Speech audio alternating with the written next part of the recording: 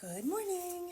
I'm going to be reading Jack and the Beanstalk for the kids today, and it's illustrated by Gavin Scott. And the story is being retold by Ron Randall.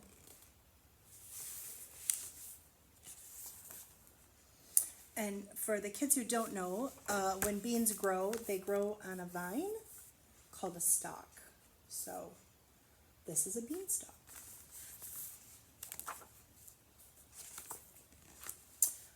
Once there was a boy named Jack who lived with his mother. They were very poor and had to sell their cow to get money for food.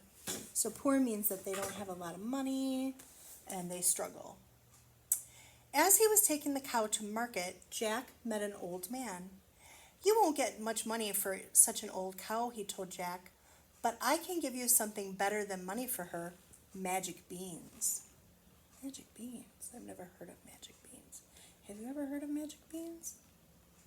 He held out his hand and showed Jack 5 speckled beans. Magic beans, thought Jack. They sound exciting.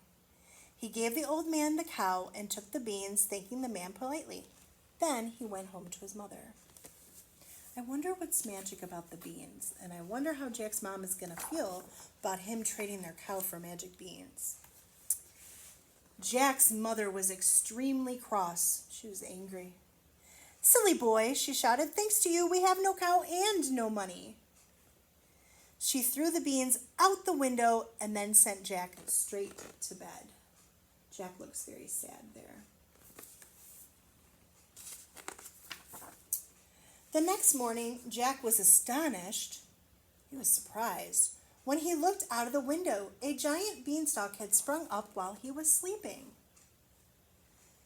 And it stretched up to the sky. Look at that beanstalk. Wow. Jack ran outside and began to climb the beanstalk. Up and up he went, higher and higher, till he reached the top. I don't know that I would climb that beanstalk. What about you? I wonder if you would climb it. Then he found a road which led to a big house. A road in the sky and a big house in the sky? Crazy. Jack's tummy was rumbling with hunger, so he knocked on a large wooden door. A giant woman answered. There she is. And Jack asked if she would give him some breakfast. She looked kind. He thought she looked nice. "You will be breakfast if my husband finds you," she told Jack. "He's much bigger than me, and he eats children." He eats children. That's not good. But Jack begged and pleaded, and at last the woman let him in. She gave him some bread and milk and hid him in a cupboard. There she is, hiding him in the cupboard. I wonder what's going to happen next in this story. Soon, Jack heard loud footsteps and felt the cupboard shake. The giant man was coming. Jack heard him roar, "Fee, fi, fo, fum. I smell the blood of an Englishman." "Don't be so silly," the giant's wife said. "You smell the sausages I cooked for your breakfast. Now sit down and eat." You see Jack hiding right there. I wonder if the giant's going to find him. What do you think is going to happen? I'm a little nervous. After wolfing down, eating 3 plates of sausage so fast, the giant asked his wife to bring him his gold.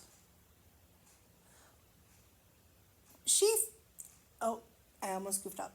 She brought him 2 big sacks filled with gold coins, which the giant began to count. Sometimes Miss Marlene trips over her tongue. But he was sleepy after his big breakfast and soon began to snore.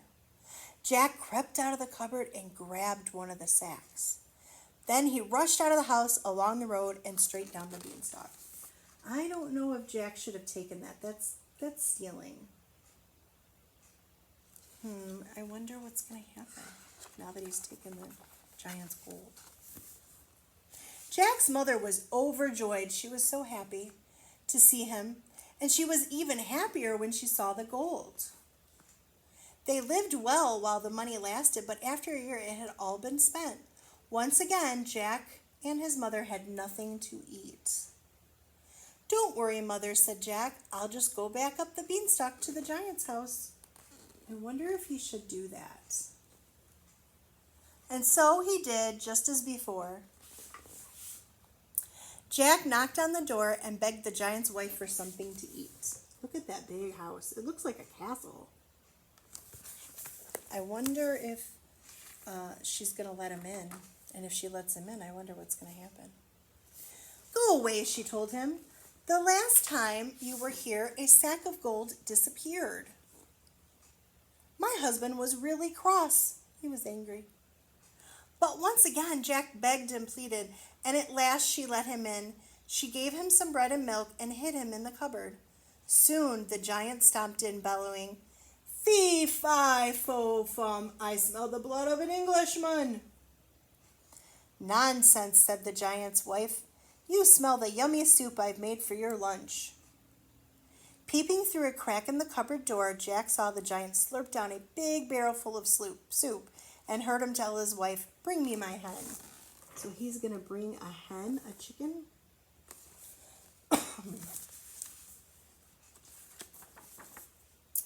She put a fat red hen on the table, and the giant shouted, "Lay!" Jack waited until the giant was asleep. Then he jumped out and snatched the hen. Fast as lightning, he dashed out of the house, along the road, and down the beanstalk. I think I forgot to read this part. To Jack's amazement, the hen laid a golden egg. So he took the hen because it lays golden eggs. I wonder what's going to happen next, because now he's taken the giant's gold and the giant's gold, the hen that laid gold. I don't know. Jack and his mother lived very well on the money they made from the hen's golden eggs, but Jack wanted to climb the beanstalk one last time. I wonder if he should do that. He knew the giant's wife would not let him in again, so when she wasn't looking, he sneaked into the house and crawled into the cupboard. Before long, the giant came crashing in. "Fee, fi, fo, fum, I smell the blood of an Englishman." "You smell the steaks I've cooked for your dinner," his wife said, and she put a platter of thick, juicy steaks in front of him.